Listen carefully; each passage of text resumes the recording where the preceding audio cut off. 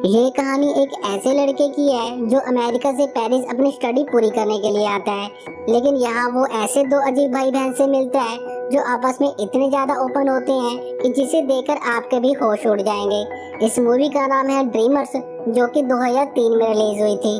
तो मूवी की स्टार्टिंग में हम एक मैथ्यू नाम के लड़के को देखते हैं जो अमेरिका से पेरिस अपनी पढ़ाई पूरी करने आया था। मैथ्यू को मूवी देखना काफी पसंद था। एक दिन जब वो मूवी देखने जाता है तब वहाँ फ्रेंच गवर्नमेंट और स्टूडेंट्स में प्रोटेस्ट चल रहा था। मैथ्यू को वहाँ एक लड़की मिलती है जिसका नाम ईवा होता है। वो मैथ्यू से कहती कि मैंने तुम्हें यहाँ पहले भी देखा है, तुम हमेशा अकेले ही होते हो। तब मैथ्यू बताता है कि मैं अमेरिका से आया हूँ और मेरा यहाँ कोई भी दोस्त नहीं है।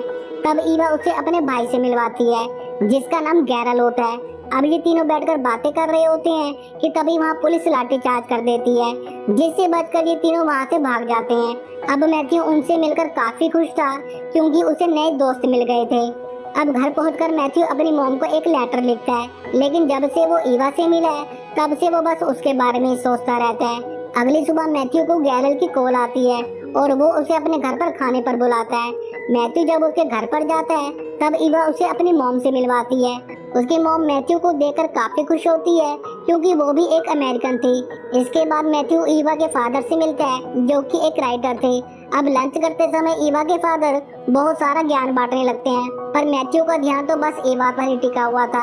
अब लंच करने के बाद ईवा की मॉम मैथ्यू से कहती है कि आज तुम यहीं रुक जाओ। इसके बाद अगले दिन ईवा की मॉम डैड को किसी काम से बाहर जाना पड़ता है। उनके जाने के बाद मैथ्यू उन दोनों से कहता है कि अब मुझे भी अपने घर पर जाना चाहिए, पर वो दोनों उसे जाने नहीं देते। ईवा मैथ्यू को किस करती है, साथ ही वो अपने भाई को भी किस करती है और फिर वहाँ से चली जाती है।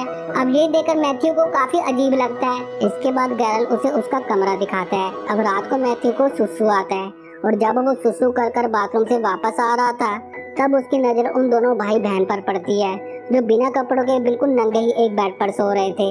अब ये देखकर मैथ्यू को कुछ समझ नहीं आता क्योंकि ईवा को तो वो घोड़ी बनाना चाहता था।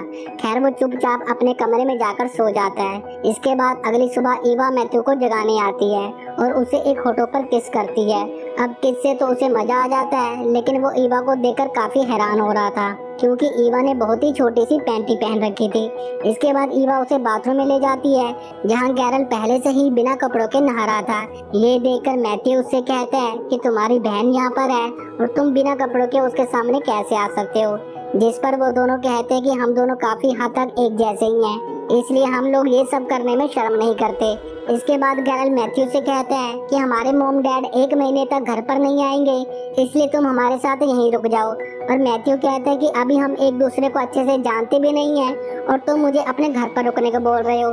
तब ईवा उसे कहते कि तुम यहाँ रुक जाओ ताकि हम एक दूसरे को अच्छे से जान सकें। मैथ्यू ईवा को घोड़ी बनाने के सपने देख रहा था, इसलिए वो ईवा की बात मान लेता है। एक रात ये तीनों एक गेम खेलते हैं जिसमें वो दोनों भाई बहन एक्ट करते हैं और मैथ्यू को उस मूवी का नाम बताना था और अगर वो हार गया तो उसे एक डेयर पूरा करना होगा।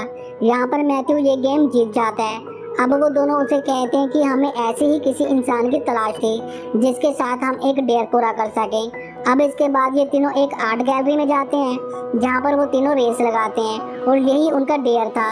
खैर वापस आते समय बारिश होने लगती है जिस वजह से ये तीनों भीग जाते हैं। इसके बाद जब ये घर पर आते हैं तब गैरल मैथ्यू को कपड़े देता है और फिर ड्रिंक लेने चला जाता है। तभी मैथ्यू को अलमारी में ईवा की फोटो मिलती है जिसे वो अपने अंडरवियर के अंदर डालकर अपने हथियार के साथ चिपका कर रख लेता है और उसे घोड़ी बनाकर पेल रहा है ये इमेजिन करने लगता है। जब गैरल वापस आता है तब मैथ्यू उसके साथ बैठकर ड्रिंक करता है। इसके बाद तभी ईवा फिर से गेम खेलने लगती है, पर इस बार वो गैरल के साथ खेल रही थी और वो हार जाता है। फिर ईवा उसे डेयर देती है जिसमें गैरल को एक फोटो के सामने अपनी हाथ की गाड़ी चलानी थी।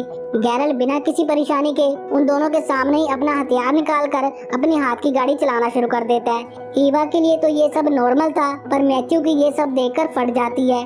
अगले दिन मैथ्यू गैरल से कहता है कि मेरी भी एक सिस्टर है, पर उन्होंने मुझे ऐसे काम करने के लिए कभी नहीं कहा, तुम दोनों ये सब कैसे कर लेते हो। तब गैरल उसे बताता है कि हम दोनों जुड़वे हैं। जब हम दोनों पैदा हुए थे तब हम एक दूसरे से जुड़े हुए थे। हमारा शरीर अलग है पर हमारा दिमाग एक ही है और हम एक दूसरे के बिना जिंदा नहीं रह सकते। इसके बाद एक दिन फिर से ये तीनों गेम खेलते हैं जिसमें एक मूवी का डायलॉग बोलना था और दूसरे को उस मूवी का नाम गैस करके बताना था, और अगर वो नहीं बता पाया तो उसे भी एक डेयर दिया जाएगा। पहले तो गैरल एक मूवी का एक्ट करता है पर उन दोनों को कुछ समझ नहीं आता, जिस वजह से अब मैथ्यू और ईवा को एक डेयर पूरा करना होगा। गैरल उन दोनों को सबके सामने घपाघप करने का डेयर देता है। अब गेम के मुताबिक ईवा अपने कपड़े उतारने लगती है, लेकिन मैथ्यू की फड़कर हाथ में आ जाती है और वो अपनी इज्जत बचाने के लिए बाथरूम में भाग जाता है। लेकिन जब वो बाथरूम से बाहर आता है तब गैरल उसे पकड़ लेता है और फिर दोनों भाई बहन मिलकर मैथ्यू के कपड़े उतारने लगते हैं। लेकिन तभी मैथ्यू के हथियार से चिपकी हुई ईवा की फोटो मिलती है, जिसे देखकर वो दोनों हंसने लगते हैं। अब मैथ्यू ईवा के साथ पूरे मजे से घपाघप करते हुए पलंग तोड़ता है। अब यहाँ पर मैथ्यू को पता चलता है कि ईवा तो अभी तक बिल्कुल वर्जिन है, और तब ईवा मैथ्यू को बताती है कि हम दोनों एक साथ सोते तो जरूर हैं पर हमारे बीच कोई भी फिजिकल रिलेशनशिप नहीं है। ये सुनकर मैथ्यू उसे कहता है कि अगर ये बात तुम्हारे पेरेंट्स को पता चली तो क्या होगा। तब ईवा कहते है कि ऐसा कभी नहीं होगा, और अगर उन्हें पता चल गया तो वो सुसाइड कर लेगी। अब इसके कुछ दिनों बाद ईवा और गैरल के पास जो पैसे थे वो सारे पैसे खर्च हो चुके हैं, क्योंकि अब तक वो काफी अय्याशी कर रहे थे। इसलिए ईवा घर के राशन से ही खाना बनाती है, जिसे उनमें से कोई भी नहीं खाता। अब पैसे ना होने की वजह से उन्हें काम भी करना पड़ता है। एक दिन मैथ्यू और गैरल एक ही टब में नहा रहे होते हैं। तब गैरल मैथ्यू से कहता है कि तुम अमेरिकन लोग बहुत बुरे हो क्योंकि तुम वियतनाम में वॉर कर रहे हो। तब मैथ्यू उससे बताता है कि ये सब हमारे हाथ में नहीं है। तभी ईवा भी वहाँ पर आ जाती है और फिर ये तीनों ही नहाने लग जाते हैं। इसी बीच ईवा मैथ्यू से कहती है कि अगर तुम मुझसे प्यार करते हो तो ये तुम्हें साबित करना होगा। अब ये बोलकर ये दोनों मैथ्यू के हथियार के बालों को काटने लगते हैं, जिससे मैथ्यू काफी गुस्सा हो जाता है और फिर उनसे कहता है कि तुम दोनों बच्चों जैसी हरकतें क्यों करते हो। मैथ्यू ईवा से ये भी कहता है कि आज तक तुम्हारा कोई भी बॉयफ्रेंड नहीं रहा क्योंकि तुम हमेशा अपने भाई का कहना मानती हो। मैथ्यू के ऐसे कहने पर ईवा मैथ्यू के साथ डेट पर जाती है और उसकी गर्लफ्रेंड बन जाती है। वहीं दूसरी तरफ गैरल भी एक लड़की को डेट करता है और उसे अपने घर पर लाकर उसके साथ घपाघप करता है। लेकिन जब मैथ्यू और ईवा घर पर आते हैं तब ईवा देखते है कि गैरल किसी और लड़के के साथ पलंग तोड़ रहा है। अब ये देखकर ईवा को काफी ज्यादा जेलस फील होता है और वो रोने लगती है। इसके बाद गैरल और मैथ्यू एक साथ वाइन पीते हैं। तभी ईवा वहां आकर उन दोनों को हॉल में लगे टेंट में ले जाती है, जहां पर वो दोनों भाई बहन सोया करते थे। अब ये तीनों बिना कपड़ों के ऐसे ही सो जाते हैं। जब सुबह उसके मॉम डैड घर पर आते हैं तब वो उन लोगों को बिना कपड़ों के सोते हुए देख लेते हैं, जिसे देखकर उनकी आंखें फटी की फटी रह जाती हैं। लेकिन वो उन्हें उठाई भी नहीं, उनके लिए एक चेक छोड़कर वहाँ से चले जाते हैं। जब ईवा उठती है तब उसे वो चेक मिलता है, जिसे देखकर वो समझ जाती है कि उसके मॉम डैड को सब पता चल गया है, जिस वजह से वो सुसाइड करने का सोचने लगती है और एक गैस पाइप लेकर सो जाती है।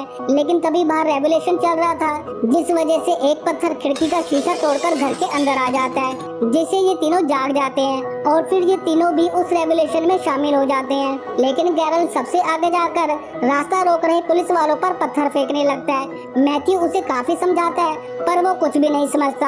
ईवा भी गैरल का साथ देने लगती है और वो दोनों वहाँ से चले जाते हैं। अब यहाँ पर मैथ्यू भी उनका साथ नहीं दे सकता था, इसलिए वो वहाँ से वापस चला जाता है। इसके बाद पुलिस फोर्स उन सभी लोगों पर लाठीचार्ज कर देती है और इसी सीन को दिखाते हुए ये कहानी यहीं पर खत्म हो जाती है।